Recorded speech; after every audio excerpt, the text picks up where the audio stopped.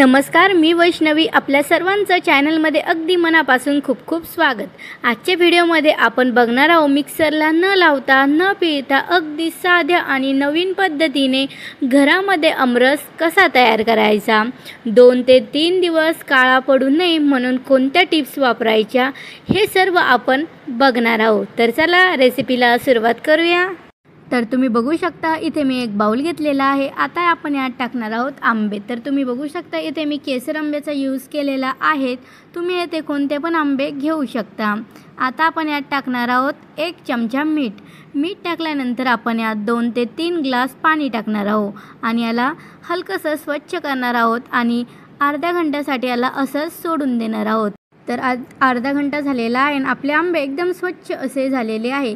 आता आपण याचे वरचं जे देठ असतं ते काढून घेऊ. तर बघू शकता सर्व मी काढून घेतलेले आहे. तर साईडला मी एक बाउल घेतलेला आहे. यात आपण ठेवणार आहोत चाळणी. तर इथे मी पुरणदळाची चाळणी घेतलेली आहे. तुम्ही चाय गाळाची सुद्धा चाळणी घेतली तरी पण चालेल. आता आपण जे आंबे घेतलेले आहे याच्या वरची साल आपल्याला काढून घ्यायची आहे. तर तुम्ही बघू शकता या प्रकारे आपल्याला सर्व साल काढून घ्यायची आहे. तर मित्रांनो, व्हिडिओ जर आवडत असेल तर व्हिडिओला लाईक करा. चॅनलवर नवीन असाल तर आपल्या चॅनलला सबस्क्राईबसुद्धा करा. तर तुम्ही बघू शकता या प्रकारे मी सर्व साल काढून घेतलेली आहेत. आता आपल्याला या प्रकारे आंब्याला एकदम छान असं मॅश करायचं आहे.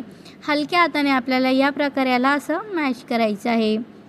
तर मित्रांनो, व्हिडिओ जर आवडत असेल तर व्हिडिओला लाईक करा. चॅनलवर नवीन असाल तर चॅनलला सबस्क्राईबसुद्धा करा. तर तुम्ही बघू शकता या प्रकारे आपल्याला आंब्याचं जे पण मांस असतं ते सर्व आपल्याला चाळणीनं एकदम छान असं गाळून घ्यायचं आहे.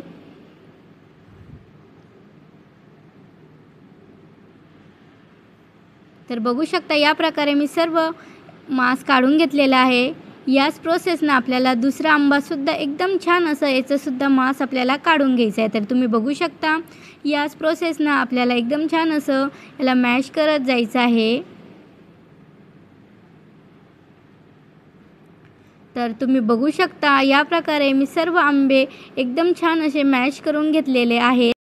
आता चाळणीला लागलेलं जे मांस आहे ते सुद्धा आपण यात काढून घेऊ.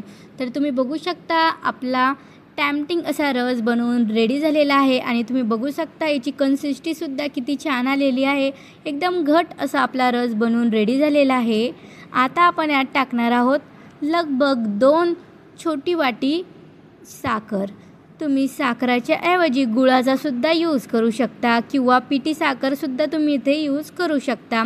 साखर तुम्ही तुमच्या टेस्टच्या अकॉर्डिंग कमी जास्तसुद्धा करू शकता. तर तुम्ही बघू शकता आपला रस एकदम छान असा रेडी झालेला आहे. आता आपण याला एका प्लेटमध्ये काढून घेऊ.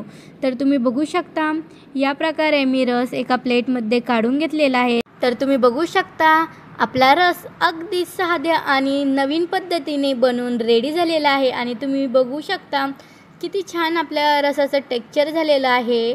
तर मित्रांनो, तुम्हाला जर माझा आजचा व्हिडिओ आवडला असेल तर व्हिडिओला लाईक करा. चॅनलवर नवीन असाल तर चॅनलला सबस्क्राईबसुद्धा करा. Thanks for watching my video.